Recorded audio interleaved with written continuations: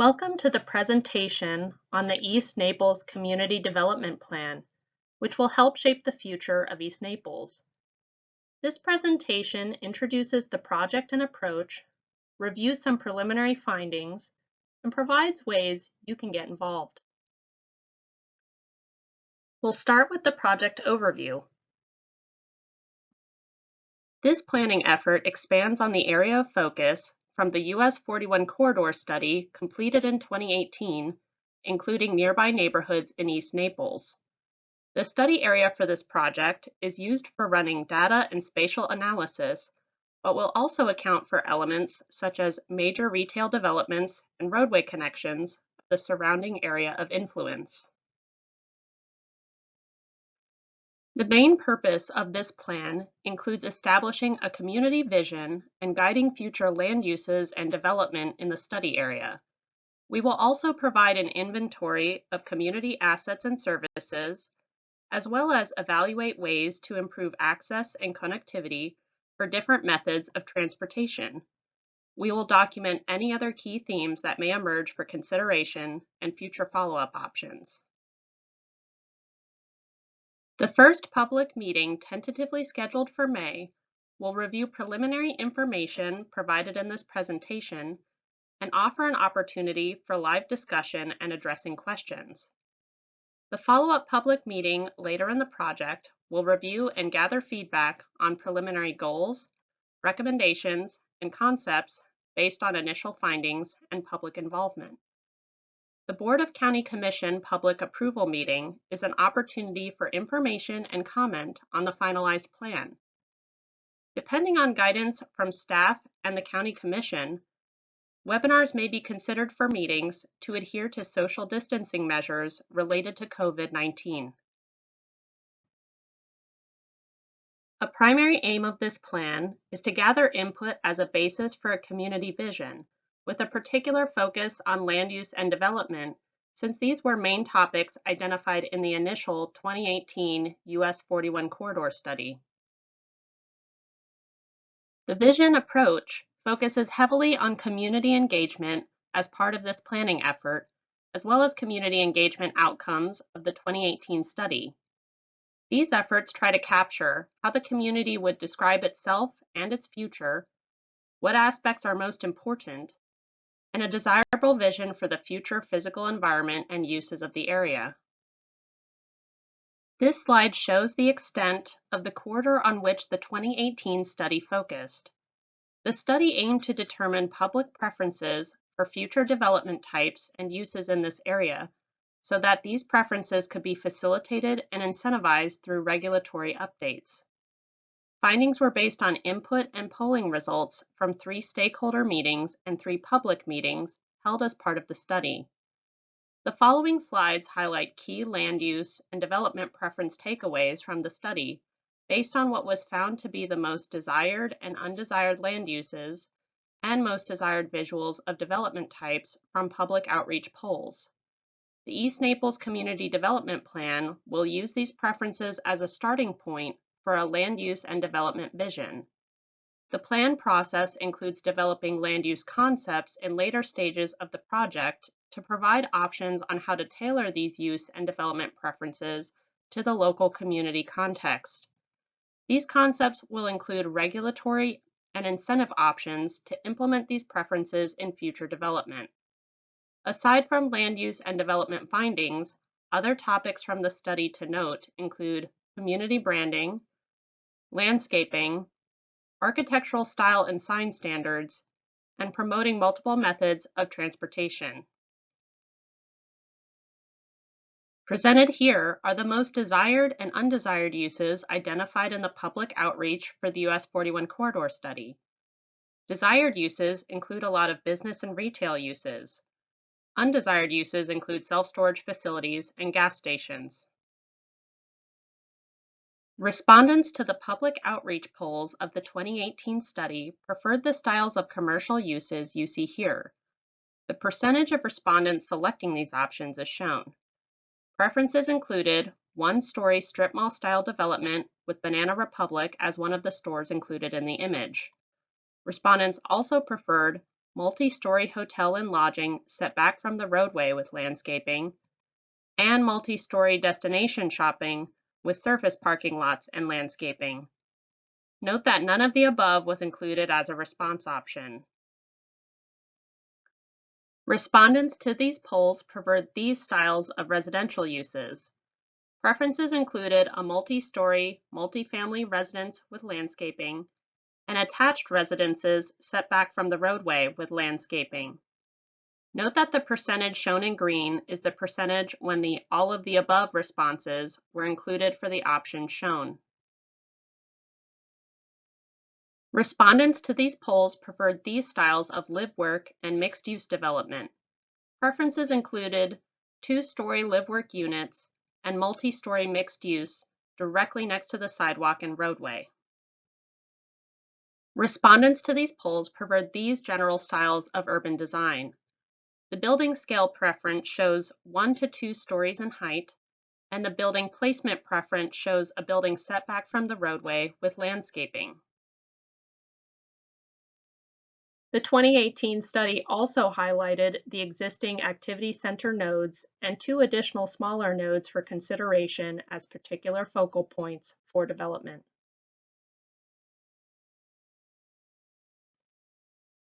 We'll now touch on some community background and existing conditions, which reveal where a community has been and where it is currently. This analysis can inform an attainable vision for the community and steps needed to get there. The study area has an estimated permanent population of 50,000, about 14% of the unincorporated county population, and a sizable median household income comparable to the unincorporated county. Note that median household income provides an indicator of the typical household income in the area. However, the study area may face potential challenges in terms of specific population measures, such as population density and seasonal population. Population density is a key consideration because a certain concentration of households within an area may be needed to support local commercial businesses, as opposed to residents traveling elsewhere for purchases. The population per acre is generally moderate to low in the study area. There are a few small sections in the 7 to 10 persons per acre range, but most of the study area is at 4 persons per acre or below. Interviews with representatives of the development community indicated that this lower density may be a limiting factor in supporting additional commercial uses in the area. Another factor to consider is permanent and seasonal population.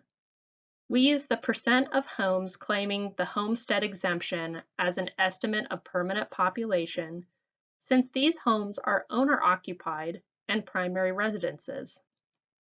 We found that 40% of units are likely housing permanent residents.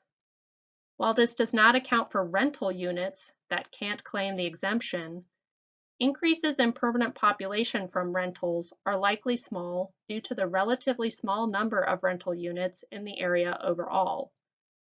This estimate suggests that there is a sizable number of seasonal residents. While they can support local commercial uses in the area, they can only do so for part of the year. This finding is similar to the county as a whole. In addition to the population and income information, our analysis looked at housing trends in the area. Just Value provides an estimated value of residences based on property appraiser data. Note that this estimated value is typically lower than what the current sales price would be. These data indicate that single-family home values are similar to those county-wide, with the exception that East Naples has less housing at the extreme low and high values. Note that parts of the county, such as Naples, tend to have housing values that are high enough to be uncommon among a lot of communities. In terms of condos, East Naples values are similar to the county, except that there are fewer high-value condos, and there is a higher share of condos in the $100,000 to $150,000 range.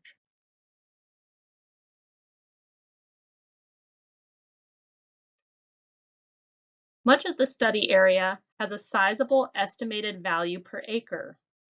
Measuring by acre accounts for areas with higher relative density, such as those with smaller lot sizes, which can support taxable value even if individual home values are lower.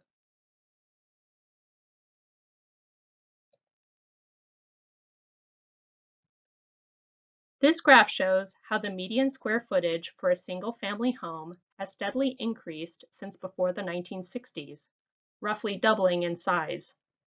This finding may have impacts for affordability if housing prices increase with size increases.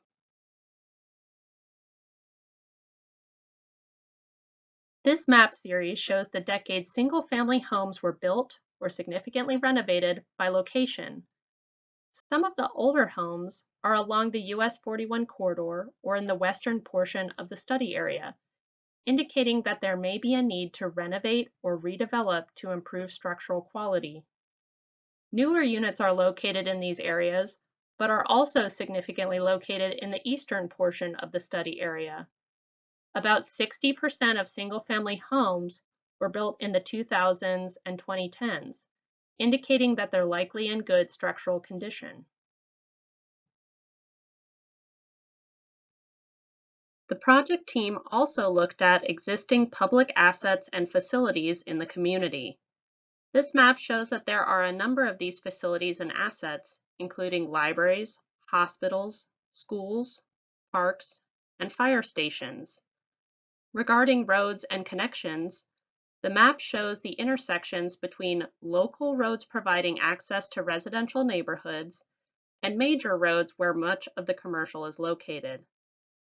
The limited number of these connection points and major roadways in the residential area helps buffer neighborhoods, yet may also pose a challenge for residents to access shops, eateries, and other businesses from their homes. It can also limit potential places for new commercial uses to locate, as we will explore in the following sections. Later stages of this plan will evaluate options for making more connections in the area for various transportation methods, such as walking and biking.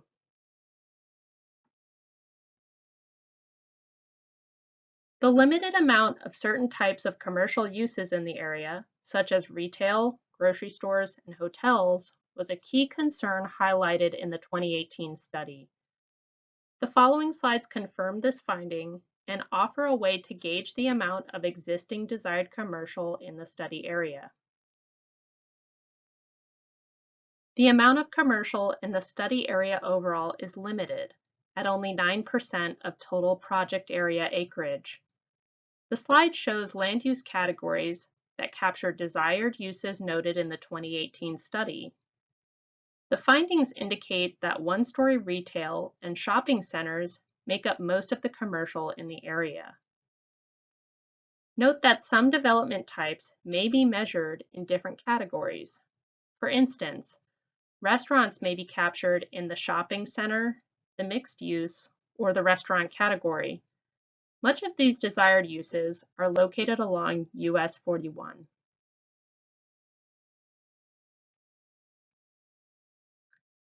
Before turning towards a discussion on attracting additional desired commercial uses, it is important to note that the amount of additional development in an area depends in part on market demand, over which local governments have limited control. One way to gauge demand is by looking at vacancies of existing built commercial spaces. A high-level review of existing commercial leasing opportunities in the area, based on listings on the internet service LoopNet, provide an approximate vacancy rate of 7%. This suggests that there are existing commercial opportunities not currently being filled by the market, many of which are spread along US 41.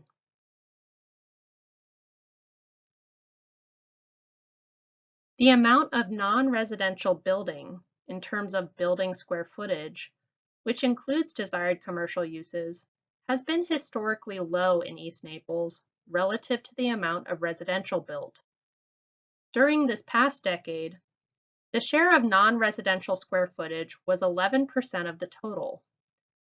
We compared this to the unincorporated county as a whole, and found the share in the unincorporated county was 15%. This 15% measure helps gauge where East Naples is relative to other similar parts of the county. While achieving a full increase to 15% may pose a challenge given some of the constraints discussed previously, even getting partway to 15%, such as 12 or 13%, is a potential target, especially if the increases are made up of the most desired uses. Given the 15% benchmark, we estimated how much square footage and acreage the East Naples area would need to add in commercial uses, with a focus on the most desired uses, if it were going to move towards this benchmark. This assumes the current amount of residential and filling vacancies in existing commercial buildings. The table shows amounts needed to reach the 12 to 15% shares, ranging up to about 3.4 million square feet or 270 acres of commercial uses for the 15% benchmark. Again, attracting additional amounts of development depends not only on regulations and incentives overseen by the county, but also general market factors outside of the county's control. We will now talk about different approaches and location considerations to try to progress towards these benchmarks. To start with, activity centers are areas formally defined in the Collier County Growth Management Plan that are intended for more intense and mixed-use development relative to single-family residential areas. We then looked at on-the-ground development patterns to understand how the current development landscape and potential future opportunities compared. Aside from filling vacancies in existing commercial buildings, as shown earlier, the most straightforward areas to encourage new business and commercial uses are vacant commercial and mixed-use lots. They are already zoned for commercial uses and do not have existing buildings. The map shows that there are several existing vacant commercial and mixed-use properties, primarily along US 41 and around the intersection of Rattlesnake Hammock Road and Collier Boulevard. Note that while there are 54 acres of vacant mixed-use land in the study area that likely have potential for commercial development, typically only 10% of mixed-use land is used for commercial, based on building patterns observed in unincorporated county. Additionally, many of these properties are along major thoroughfares, which helps buffer residential neighborhoods from the major roadways and allows those neighborhoods to remain cohesive residential areas. However, as noted earlier, this can also make roadway access between neighborhoods and commercial uses challenging. Any efforts to develop these sites need to promote access to the new developments.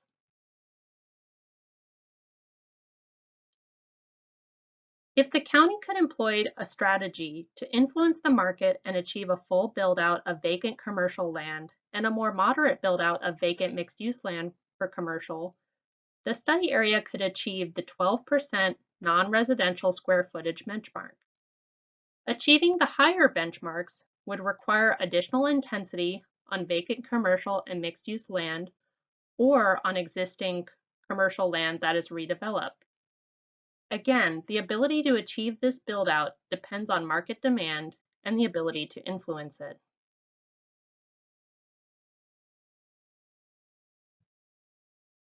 Aside from new development, existing buildings can be redeveloped to update structures and provide additional commercial opportunities.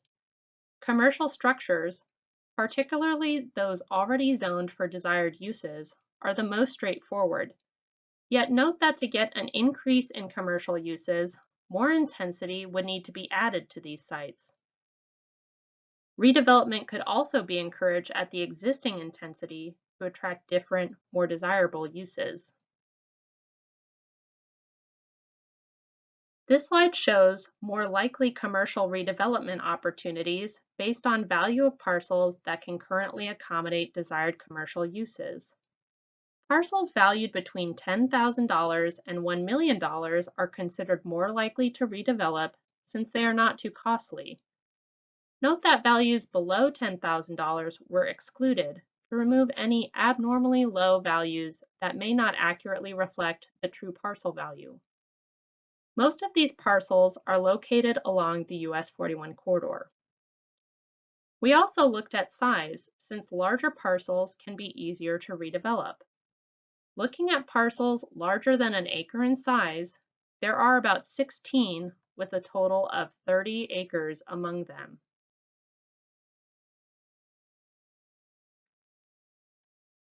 If the county successfully engaged in more robust approaches to encourage additional commercial development on vacant land and land for redevelopment, increasing intensity on these lots, additional acreage may be achieved.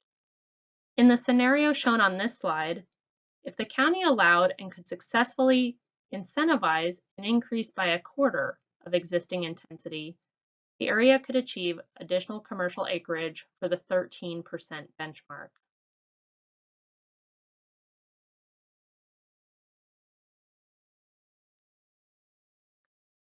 You've now seen some of the more likely areas for additional commercial opportunities. We want to confirm this approach with you through our survey. You can let us know what places in the study area you think we should be evaluating for opportunities. See the project website at the end of this presentation to access the survey. So how do we influence the market to produce more desired commercial opportunities? Some tools, such as a marketing campaign and regulatory or incentive adjustments within the existing lot sizes and allowed amounts of development, provide a more moderate approach. These tools can be used first to see if they have the desired effect without larger changes. If more robust measures and incentives are needed, other approaches could be explored. These include adjustments to lot depths on the corridor, as well as allowing and encouraging more commercial intensity on sites. This approach can also be explored for residential uses in the area to allow and encourage more residential units and provide a larger customer base for local commercial.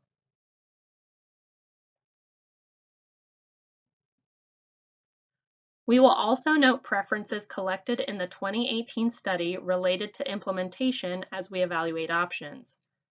Poll respondents moderately or strongly preferred implementation methods that include impact fee incentives for tear down or rebuilding of structures, overlay standards for building design, and a branding effort for community identity and marketing purposes. We'll now talk about next steps. Once we've had a chance to hear from you on our preliminary findings and approach, we will start to draft high-level goals and recommendation options for the themes of the study. We will also develop land use concepts based on community feedback. More on this on the next slide. Once we've drafted these items, we will bring them back to the community for review and feedback, then use the information to draft a final plan for approval.